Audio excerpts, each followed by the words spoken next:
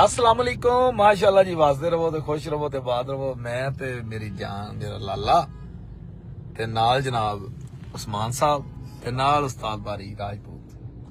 असी जनाब जा रहे हैं जे रोड ते माशाअल्लाह। असी एक मशवरा करने वास्ते लाइव आए हैं। तुहाडे मशवरे तो बगैर कदी कोई काम नहीं कीता। असी लाहौर दे विच बनाउण लगे हैं सर्विस सेंटर जगह जगह ते। पहले फिलहाल असी बना रहे हैं जे रोड ते।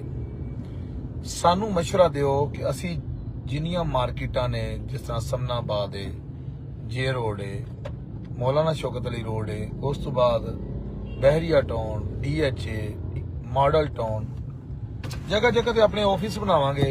बना के ते लोगों को सर्विस देंगे डोगर मोटर की SDM की। कि जेडे अक्सर ना लोग गड्डियां लैके आउंदे ने बाहरों ते उन्हां दे विच ना डॉक्यूमेंट्स घट हुंदे ने। किसी दा स्मार्ट कार्ड घट है, कोई गड्डी बायोमैट्रिक तो बगैर ट्रांसफर होई है, किसी ना कोई फॉल्ट है, किसी दा कोई फॉल्ट है, कोई बॉडी दी लोगों को दस्सिया नहीं हुंदा, गलत बयानी करके गड्डियां लोग बेच दिंदे ने। असीं इंस्पैक्शन भी करांगे, उत्थे कागजात भी चैक करांगे, माकूल जी असीं फीस रखांगे कि जिहड़ी अगले दी समझ आ जाए। ठीक है, ये सानू दसो कि सानू ये इकदाम साडा ठीक है या कि नहीं ठीक। असी चाहते हैं कि आवाम दा फायदा होवे। आवाम दा फायदा है तो साडा फायदा है। देखो अगर सर्विस सेंटर साडा जिस तरह जे रोड ते, तुसीं जे रोड तो किसी को भी गड्डी लवो, तुहानूं एक्साइज ऑफिस जाने की जरूरत नहीं है। ना कोई एक्साइज ऑफिस चों कागजात चैक करवाउंदा। बस साडे डीलर भाई आप ही खुद ही चेक करके दे देंगे ने, लो जी लै जाओ।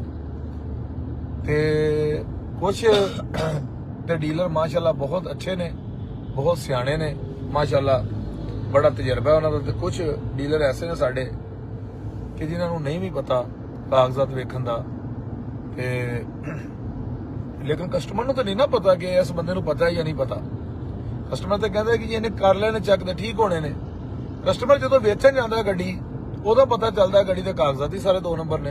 गड्डी टैंपर है, गड्डी कट एंड वेल्ड है, गड्डी के उत्ते FIR है, ना CIA होंदी है गड्डी। असीं तुहानूं ਉਹਦੇ ਵਿੱਚ CIA भी करवा के देंगे, क्लीननेस की रिपोर्ट भी देंगे 1-5 दी बकायदा। उस तो बाद असीं पूरी वेरीफिकेशन करके गड्डी की पूरी इंस्पैक्शन करके जिन्नी टचिंग दसांगे अल्लाह के हुक्म नाल उही होएगी, फर्क नहीं आएगा। गल साड़ी चेक की हुई गड्डी के विच अगर फर्क आवे, जिस तरह असी अल जलील गार्डन च चैकिंग करने, जिस तरह असी जिहड़ी भी साडी ब्रांच है SDM की उत्थे चैकिंग करने, इस तरह ही असी